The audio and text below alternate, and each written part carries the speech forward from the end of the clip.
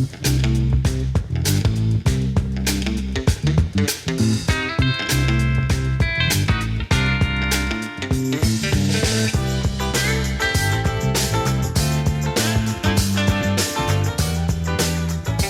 to Loosen Up Your Painting podcast, the podcast with tips and advice on how to improve your painting. For beginners to advanced, you'll learn new ways to grow your painting fun and enjoyment. I'm Malcolm Dewey, your host from malcolmdeweyfineart.com, and let's begin.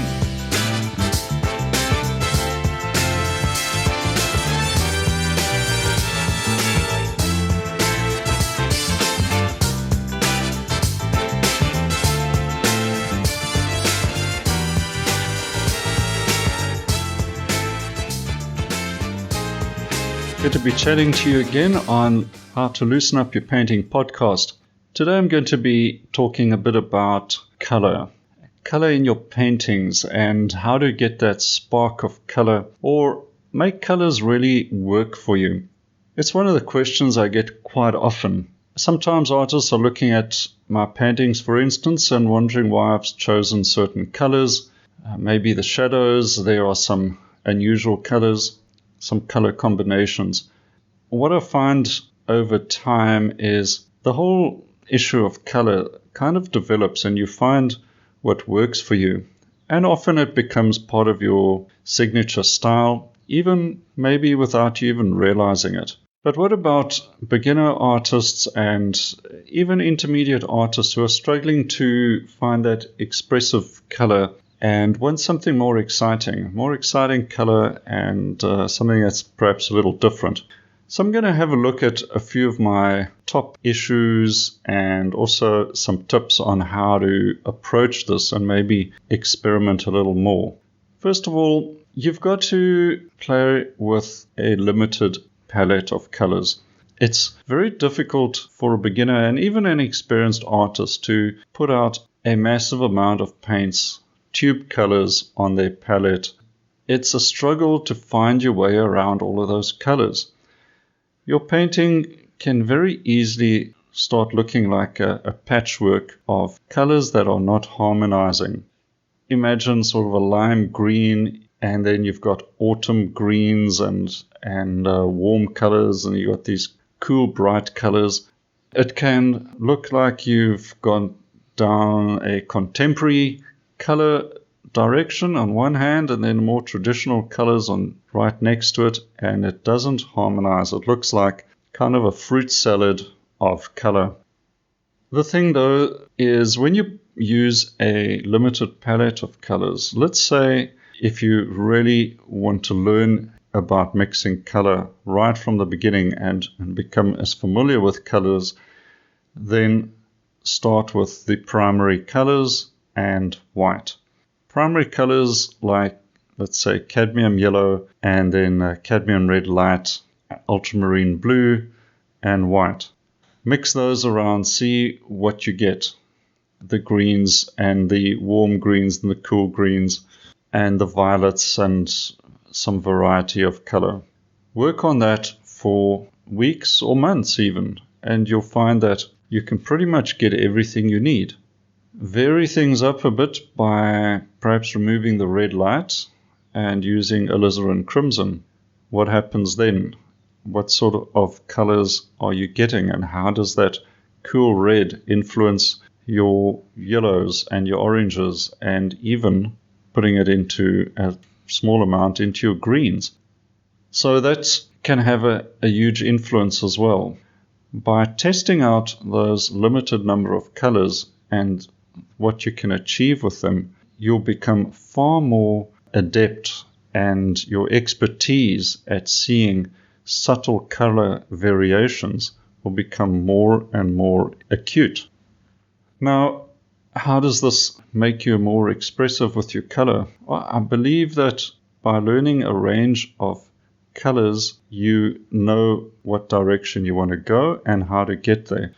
You could, for instance, substitute the ultramarine for cerulean blue or maybe cobalt blue and see what that cobalt and alizarin mixture with maybe some titanium white does for cool blues and cool violets how that influences your shadow colors or your shadow pattern in your painting, you'll see a tremendous potential with those new colors. And this makes you confident with every color option that you're faced with in your subject. You'll be able to face any subject confidently. You'll be able to mix cool colors and warm colors, and a cool version of reds and a warm version of reds, and oranges and yellows will be an entire range there as well. And this means that you can paint trees and foliage and roads and shadows, skies, every facet of a landscape, seascapes as well, obviously, that will be profoundly influenced by the type of blues and subtle greens that you can bring in to describe every texture and mood of a sea or a river or lakes, etc. Now, another important part of color, and if you take a moment and perhaps browse online and have a look at some of Claude Monet's paintings. For example, have a look at his series on haystacks. What an unusual subject, but you'd be mistaken if you're thinking that Monet was interested in haystacks as a thing in itself. What he was interested in was the light, and the haystacks were just a convenient vehicle to describe what he wanted to describe, and that was the effect of light on fairly immovable and perhaps a subject that wasn't going to dominate the painting, and he could put all his focus onto the light.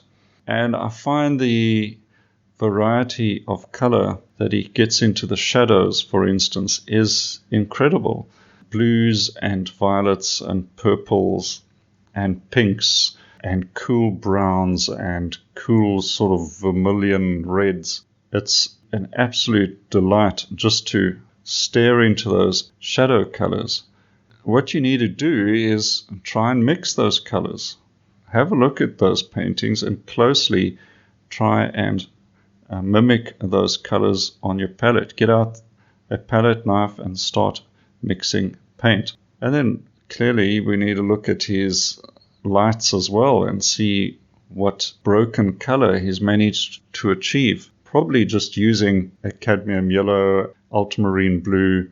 Maybe there's some cobalt involved as well, obviously some white. But what I find is that if you use too much white paint, then you're losing vibrancy, and you're also influencing the color temperature way too cool, or very easily you can make your color too cool.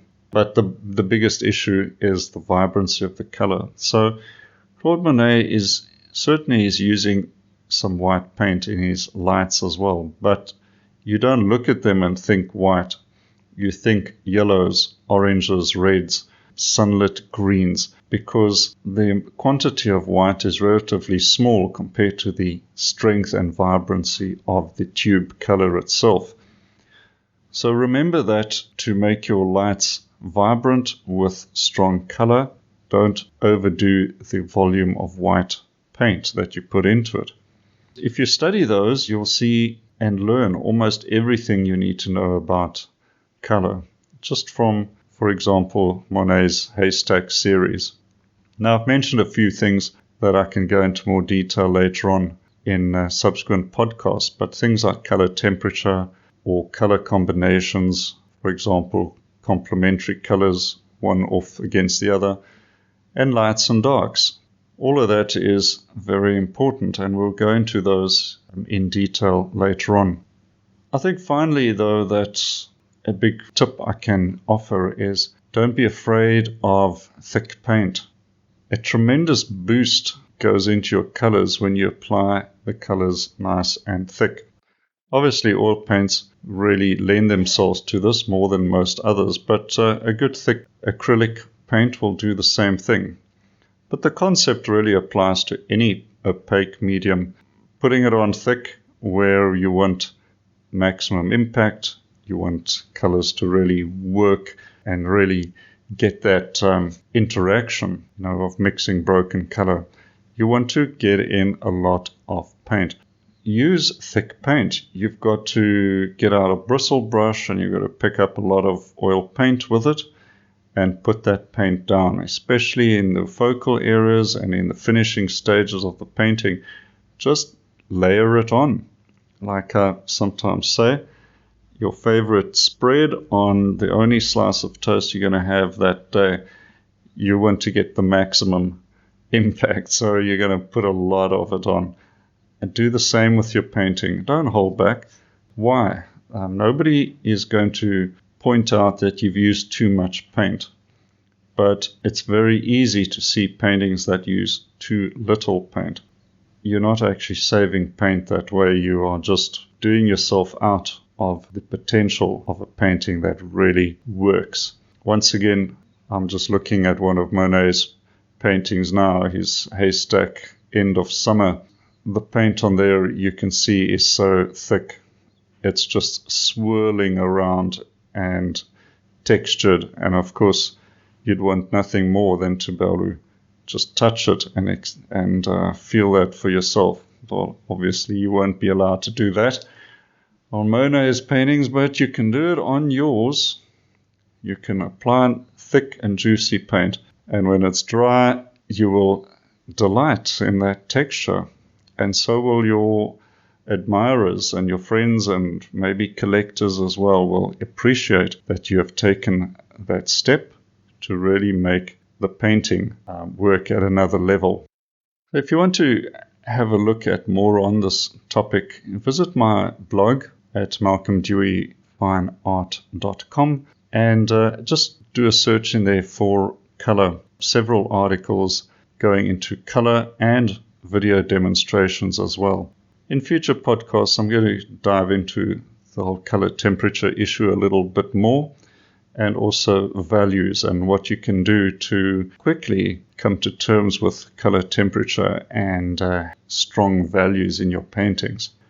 If you have any questions that you'd like me to cover in future podcasts about painting and techniques, or how to make a breakthrough in your paintings, anything related to painting, drop me a line, send me a message, email me, whatever it is, and I will try and cover those topics in future podcasts and maybe in videos as well on YouTube. Remember my YouTube channel at YouTube/Malcolm Dewey. Tons of videos there and tutorials as well and demonstrations. So check that out.